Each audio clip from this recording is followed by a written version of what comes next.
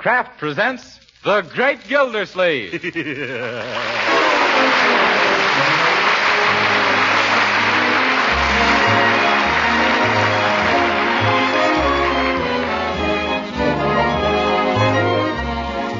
Each week at this time, Kraft presents from Hollywood, California, Harold Peary as The Great Gildersleeve, written by Leonard L. Levinson.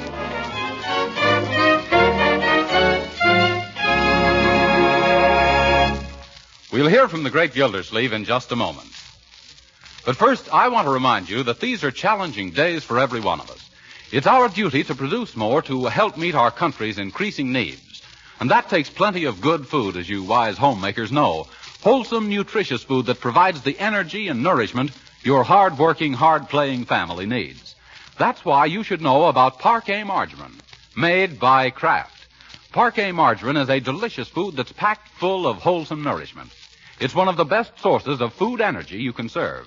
And important to you housewives who know how essential vitamins are, every pound of Parquet Margarine contains 9,000 units of vitamin A, making it a reliable year-round source for your whole family. What's more, Parquet is the margarine with the delicious flavor, whether you use it at the table for baking or for pan frying. So why not give your family the benefit of this grand-tasting, nourishing food? Tomorrow, ask your dealer for a pound or two of economical Parquet Margarine, made by Kraft. Just ask for Parquet, P-A-R-K-A-Y.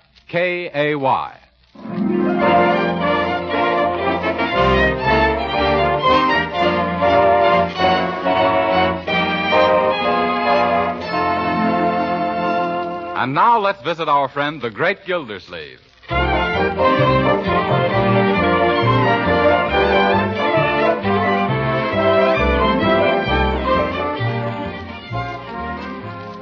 Come on, wake up, Judge Hooker.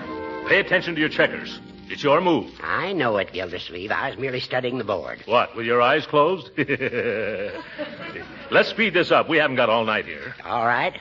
There, and there. Now crown me. I'd love to, but I haven't got anything to do it with. Hooker, I don't see how you keep beating me, honestly.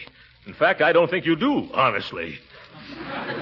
Gildersleeve, you're a pushover. You couldn't win a game from a backward baboon with a dozen checkers up your sleeve. I could, too. I wouldn't need a dozen checkers.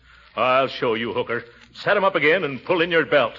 Because this time I'm going to beat the hell out of Leroy. How are you tonight? Hi, Uncle Mort. Hello, Judge Hooker. Leroy? Say, Unc, can I... Can you what, Leroy? Well, I hate to keep pestering you about it, but can I see the circus tomorrow afternoon? Not unless they happen to pitch the tent in the front yard of the Peter B. Flugelhammer Junior High School. Is that where you go, Leroy? Yeah, Flugie Junior High. Say, I grew up with Peter B. Flugelhammer Sr. That's who the junior high school was named after. Well, I thought the school was named after Peter B. Flugelhammer Jr. No, Junior was the son of Senior, after whom the junior high school was named. Poor Junior. He never could finish senior high. Yo. But gee, Uncle Mort, could you call up school and ask if I could skip tomorrow? I did, Leroy. I even went so far as to predict that you wouldn't be feeling very well tomorrow. What did they say? They told me that an excuse for illness while the circus is in town must be accompanied by a note from your doctor. Shucks, that's a heck of a note. Yes. Well, there's no use grousing, young man. Remember, school must come first. Now, sit down and get started with your homework. Yes, Leroy, your homework, that's the thing that's going to count in later life, not going to the circus. I don't think so, Judge. Because in my later life, I expect to be a lion tamer. Oh? You don't need any education for that. All you need is a kitchen chair and the right kind of breakfast food. Well, yes. This lion taming is new, though.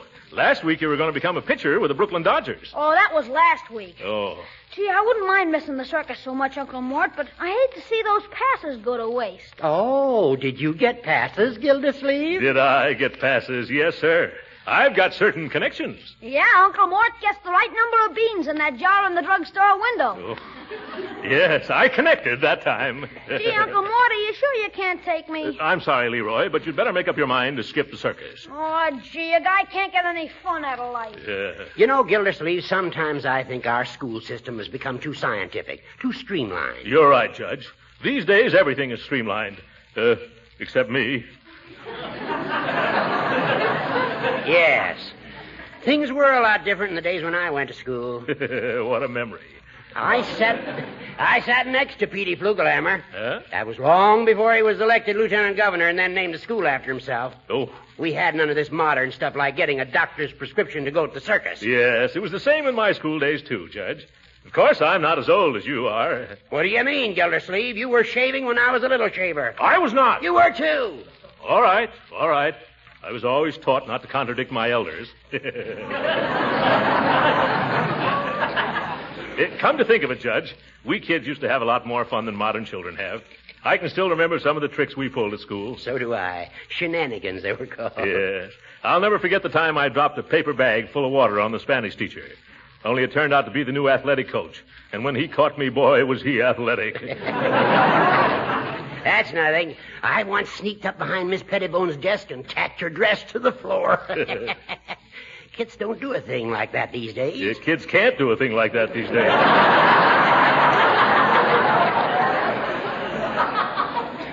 Say, Judge, did you ever put eggs in the principal's umbrella? No, did you? Uh-huh.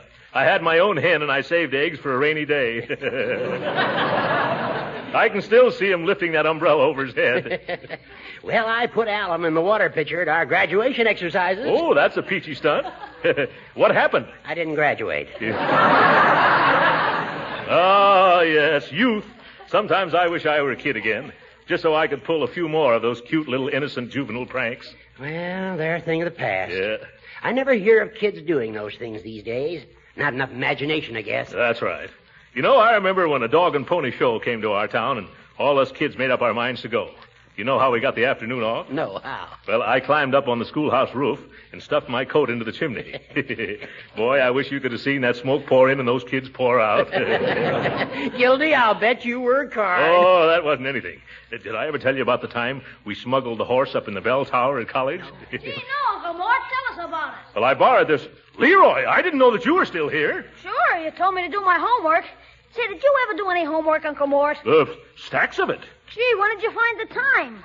Didn't it interfere with your jokes?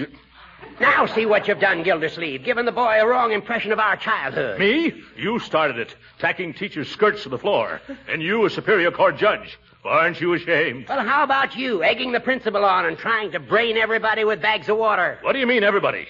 Just our Spanish teacher, Miss Olafson, that's all. Now, Leroy, don't get us wrong. Judge Hooker and I were merely reminiscing about an era that doesn't exist anymore. I'll say it doesn't. You couldn't get away with those corny gags today.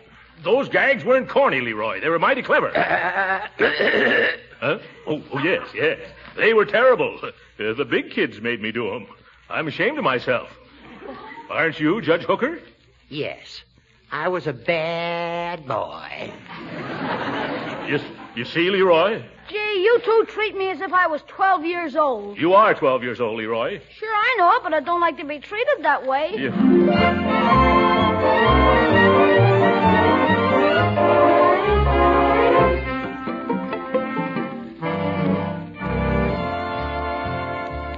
You'll have to hurry, Marjorie, if you're going to the circus with me. I'm almost ready. What's the rush, Uncle Mort? Well, I'd like to get there on time for once. No matter when I start, it seems I always arrive in time to get caught in the opening procession. One year, a hippopotamus chased me around the ring twice. I never did find my seat. It's too bad Leroy couldn't get off from school to come with us. Yes, the poor boy. Well, we'll bring him back a red balloon and a little whip with a tassel. Hey, anybody home? Hi. Leroy! Gee, I'm glad I caught you before you left for the circus. Well, Leroy, what are you doing home at this hour? School was dismissed just now. Come on, let's go to the circus. By the way, Leroy, why were classes dismissed? Well, you might call it an accident. Accident? What was the accident? Oh, nothing serious. Then what was it? Oh, it seems they had to get all the students out quick on account of all the rooms had to be aired out. Aired out? They did? Why? Well, nobody knows for sure exactly, but the general opinion is that somehow or other, a skunk got into the air conditioning system. Oh!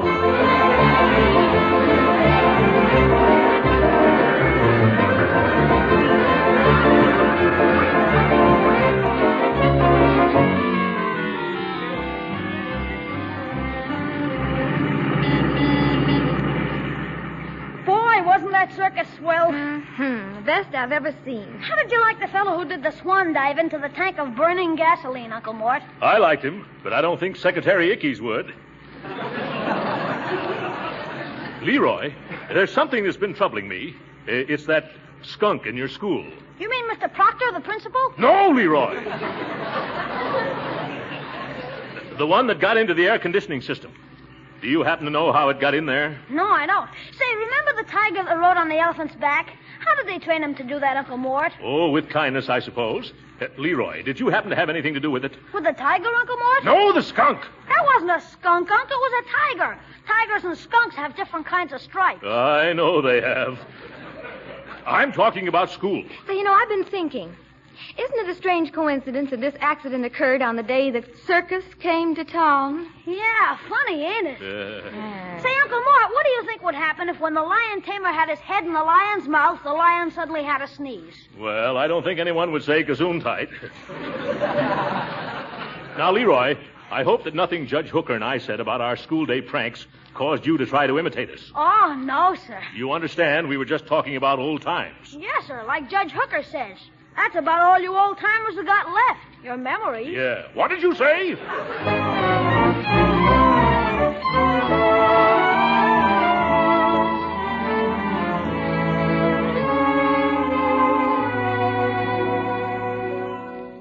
Good afternoon, Bertie. Is Leroy home from school yet?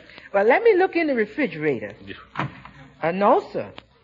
Did you expect to find him in there? No, but I can tell if he's here by what ain't. Well, maybe he wasn't hungry this afternoon. That boy, why, he's nothing but appetite held together by skin and bones.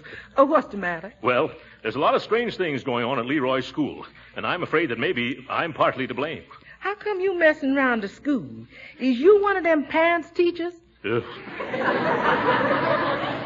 No, it's just that Judge Hooker and I were talking about some little pranks we used to play when we were in school. Little harmless things, Uh-huh. Well, Leroy happened to overhear us, and now I'm afraid he's showing us the modern versions with the chromium trimmings. Uh-huh. What makes you think little Leroy's doing fumadiddles? Well, did you read the afternoon paper? No, sir, it never gets to me till the following morning. Oh, yes. Well, I've got it right here. Listen to this. Juvenile jokers startle school. Police were called early today to investigate a large, stout lady's body seen suspended from the window of Principal Pulteney Proctor at Flugelhammer Junior High School. Oh, who was it, Miss Proctor? Yes. No, listen. Closer inspection revealed that the body was a dummy, stuffed with old football pads, wearing a green and purple silk dress, size 48. Green and purple silk? Size 48? Yeah. Sounds like my Sunday go-to-meeting dress, the one that was kidnapped off the clothesline last night. Yes, doesn't it? Well, what's my dress doing in the newspaper? I don't know, Bertie. Shh, Bertie, here comes Leroy. Do you think he did it? Shh. Afternoon, Uncle Mort. Hiya, Bertie. Say, is this your old dress? That's my new dress, Leroy, and what you doing with it? Why, Piggy Banks just gave it to me. He says the wind must have blown it over into his yard. He found it under a window. Young man, isn't this the dress that was hanging out of Mr. Proctor's window this morning? You mean on the dummy that was suspended from school? Well, how could it be if it belongs to Bertie? What do you think, Bertie? I ain't saying nothing. I'm only too glad to get my dress back without paying ransom. I'm going to hide it this time. Yeah. I don't know what to do. Look, Leroy, don't think of me just as your uncle and your guardian. Think of me as your pal, your buddy. Now, if there's anything that's troubling your little mind, why don't you just come right out with it? Well, okay, Unc. There is something that's been bothering me. I understand. Go right ahead, my boy. What is it? Well, how did you ever get that horse up into the bell tower at college? Oh!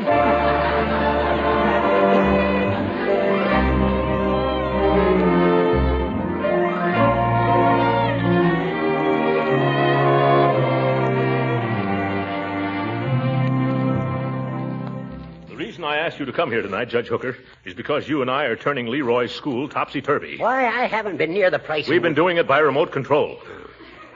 Remember how we shot off our mouths in front of Leroy about our school day monkey shines? Yes, and say, I just remembered another one. Forget it. Leroy's been up to all our old tricks. Oh, his teachers have caught him, huh? No, that kid's smarter than we were. But we got to stop him from going on with him. Well, maybe if I gave him a little lecture. Hooker, you don't understand children. That wouldn't work at all. We've got to pretend we don't know what's going on. That shouldn't be hard for you to do. When Leroy comes in, that'll be our cue to start casually chatting about the evils of practical joking. Yeah. Subtle propaganda, you know. How about it, Hooker? We can try it. Too bad this whole thing had to happen. You know, Gildersleeve, it would never have started if you hadn't opened your fat face. Me?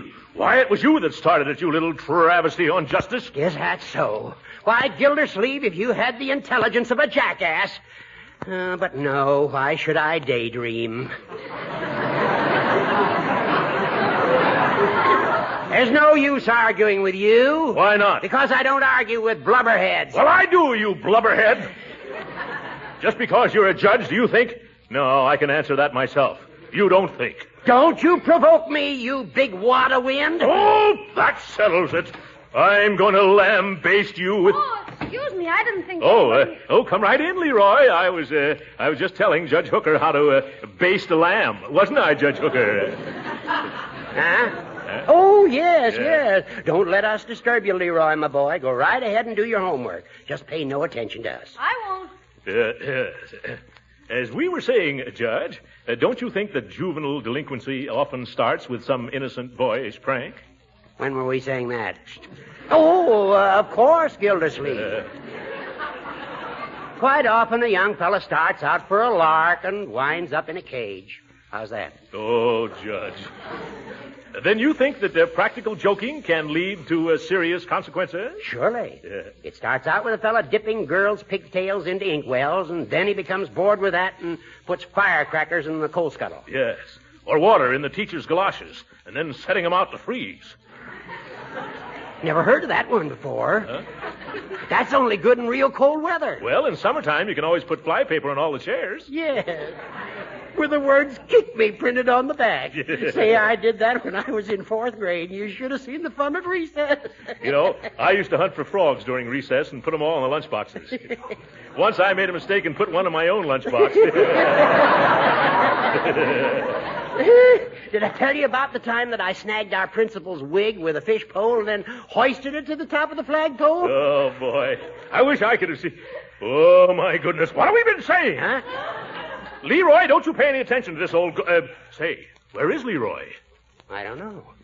You said pretend he wasn't here, and by George, he isn't. Yes, and a lucky thing, too. How did we ever get started talking like that again? I remember distinctly. You began it, Gildersleeve. Me? Why, you feeble little fuddle-headed fuddy-duddy. Smile when you say that, Gildersleeve. Smile? I'll laugh right out loud.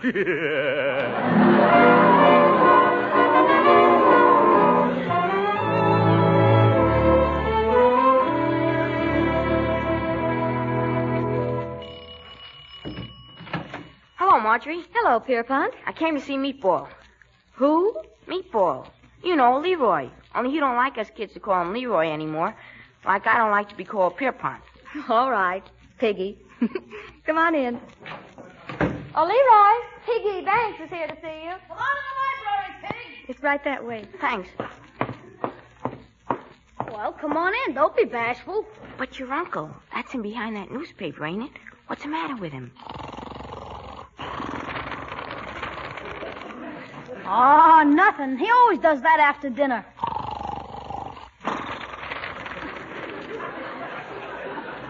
He's digesting his food.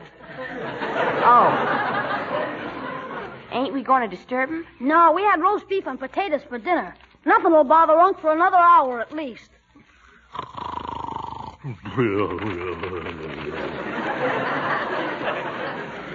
Now, let's get going on that history stuff. Well, I know Miss Keller's going to ask us about the vice presidents tomorrow. Are you sure? Sure, I'm sure.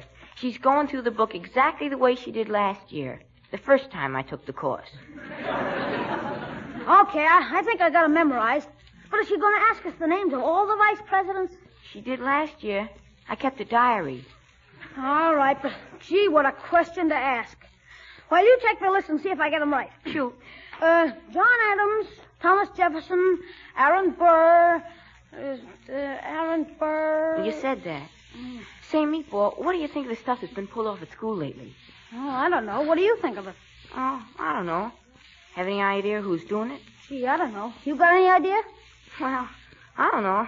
Who do you think? I don't know. Let's get back to the vice presidents. Okay. Shoot. John Adams, Thomas Jefferson, Aaron Burr.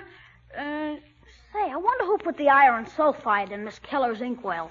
How'd you know it was iron sulfide, meatball? Shucks, anybody knows that's the stuff that puts the smell in inkwell. You know who pulled that one, Piggy? Let's get back to Vice President. Okay. John Adams, Thomas Jefferson, Aaron Burr. I don't know what good knowing the Vice President is going to do a guy who's going to be a stuntman in the movies. I thought you were going to be a lion tamer. Well, lion taming's just one of the stunts I'm going to do. Talking about stunts, did you hear about the one somebody just pulled tonight over in the schoolyard? Which one's that? I bet you know about it already. Well, maybe I do and maybe I don't. I ain't saying. What are you talking about? Oh, about what they did to old man Flugelhammer's statue. Somebody dressed him up in a set of red flannel underwear and a corset. No kidding. Yeah. Boy, if they ever find out who did that, they'd be expelled from school pronto, I bet.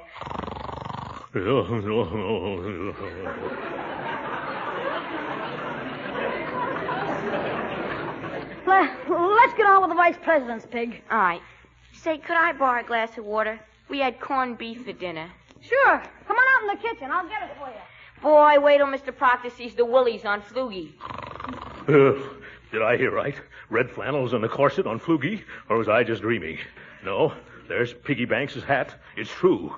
Oh, let me think. Yes, that's what I'll have to do. Yes, 6. Hooker's just as much to blame as I am. I can't let Leroy be expelled. Hello, Judge. This is Gildersleeve. You got to help me with something. I can't explain now, but I'll pick you up in about 10 minutes. We got a date with an old schoolmate of yours.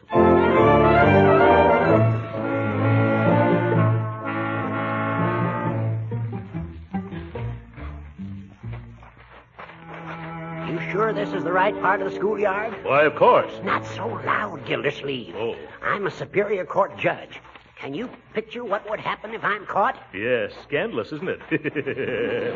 Oh, why do I let you get me into situations like this? Because you haven't got any more brains than I have. And where in the name of Goots and Borglum is that statue? Oops. Never mind, I found it. Yeah, that's Flugelhammer up there. Flannels, corsets, and all.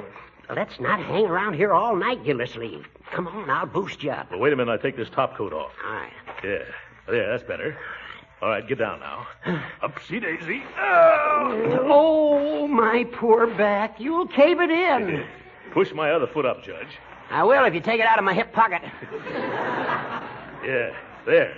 Is that better? No. Ow, now it's in my ear. Well, in one ear and out the other. Gildersleeve, get up there. Yeah, okay.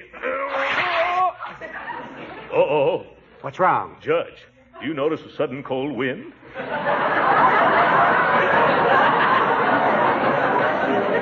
No, can't say that I do. Which way is it coming? Up.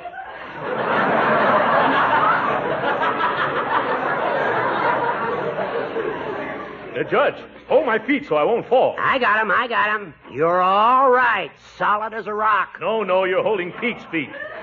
What? The flat-footed Flugelhammer. Yeah, that's better. Now I can get to work. I wonder where Leroy ever found this corset. Make it snappy, Gildersleeve.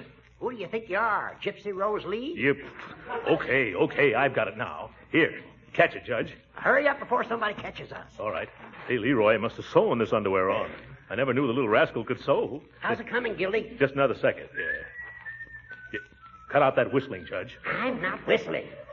That must be the night watchman. Oh? Come on, rip it off. Let's scram. Okay, head for the car, Judge. Hey, who's that? This way, Judge. Quit calling me Judge, Gildersleeve. Oh, I'll shoot. Don't you believe him, Gildy? Oh! Scatter, Judge, scatter. I'll meet you at the drugstore.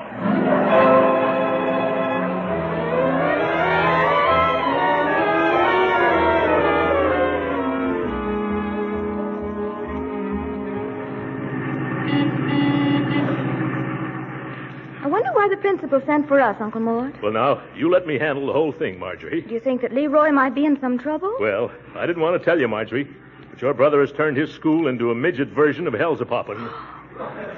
Leroy? But he had such a fine record. He had, until he heard Judge Hooker and me brag about the foolish antics we performed as children. Oh, I hang my head when I think of it. And I'd like to hang the judges, too. Oh, now, Uncle Mort, it can't be that serious. No? Well, come on. You'll see. You know, after all, boys will be boys. Leroy is just a bit high-spirited. And what's wrong with that, sir? You were a boy once yourself, weren't you? Me? No. I was talking to the principal. Rehearsing, I mean. After you, my dear. Yes. Look at George Washington and the cherry tree. Just high spirits? Washington was a boy, too. We were all boys. Uncle, are you all right? Of course I am. No, I'm not. It's been a long, long time since I was called to the principal's office, but I still get that old feeling. Me, too. Yeah. Well, brace up, Uncle Mort. Here we are. Okay. Let's go in. Hope he doesn't make us stay after school, Marjorie. Mr. Proctor? Yes? I'm Leroy Forrester's uncle, and this is his sister, Marjorie. Well, I'm glad to see you two. I want to talk to you about that young man. Yes, I know, Mr. Proctor. Really, he's a fine boy at heart. I realize that. There's something I want to tell you. Sure, about. But you were a boy once yourself, weren't you, Mr. Proctor? Of course I was. You see, Marjorie, didn't I tell you? Mr. Proctor was a boy once himself. Probably high-spirited, too. Surely. Now about your nephew. I hope you're not going to be harsh with him. But why should I be, Mr. Forrester? Excuse me, my name's Gildersleeve, Throckmorton P. Gildersleeve. Glad to meet you, Mr. Did you say Gildersleeve? Yes. Did I say something wrong? That happens to be my name. And does that happen to be your top coat hanging on that hook? Where? Yes. How did it happen to get here? Last night, that coat with your name in it was found by our night watchman. Oh, my goodness. Excuse me. I just remembered a dental appointment. One moment. Here's something else that belongs to you. Your red flannel underwear and your corset. Corset? Why, Uncle Mort. I don't understand. Neither does Mr. Proctor. I understand only too well. Aren't you ashamed of yourself? A grown man. A big, fat, grown man. Going around at night putting union suits on statues. Uncle Mort, what is this? Now, can't you explain? Sure, if I can get a word in edgewise. Actions speak louder than words, Gildersleeve. It's a lucky thing for you that Leroy Forrester is your nephew. It is? Yes. I'd expose you in a minute, but I don't want to spoil Leroy's big day. Leroy's big day? Oh, what has he done now? That's why I sent for you. Today, he's going to be presented with the Chamber of Commerce Medal as the outstanding student in Flugelhammer Junior High School. What? Leroy? Well, I knew it all along.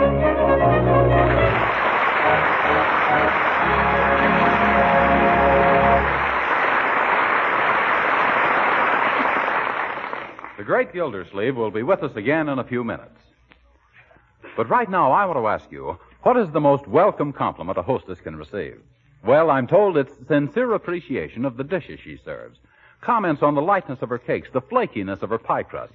Exclamations on how downright good everything tastes. So here's a tip for you housewives. For baking that's sure to win compliments, use delicious Parquet margarine, made by Kraft. You see, Parquet margarine is a genuine flavor shortening, not a bland, tasteless fat. Yes, the same delicate, appetizing taste that makes Parquet margarine so delicious for table use gives added flavor to baked foods, too. And Parquet mixes so easily and creams so smoothly, it's really pleasant to use. Remember, too, that Parquet margarine's flavor makes pan-fried foods taste better, and it doesn't spatter or stick to the pan. And whether you serve delicious Parquet margarine at the table or use it for cooking, you are giving your family a nutritious, wholesome energy food. Remember, too, that Parquet is an excellent source of vitamin A. So give your family the benefits of this delightful, nourishing food. Serve them economical Parquet margarine tomorrow. Just ask your dealer for Parquet, Parkay. It's made by Kraft.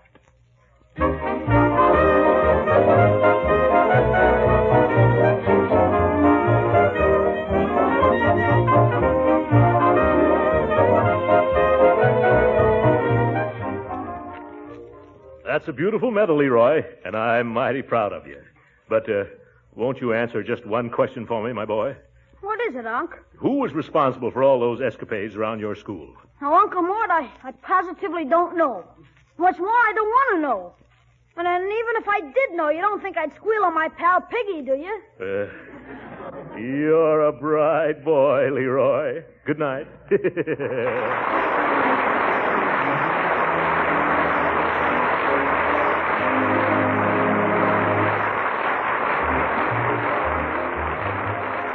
Original music heard on this program was composed and conducted by William Randolph. This is Jim Bannon speaking for the Kraft Cheese Company and inviting you to be with us again next week at this same time for the further adventures of the Great Gildersleeve. This is the National Broadcasting Company.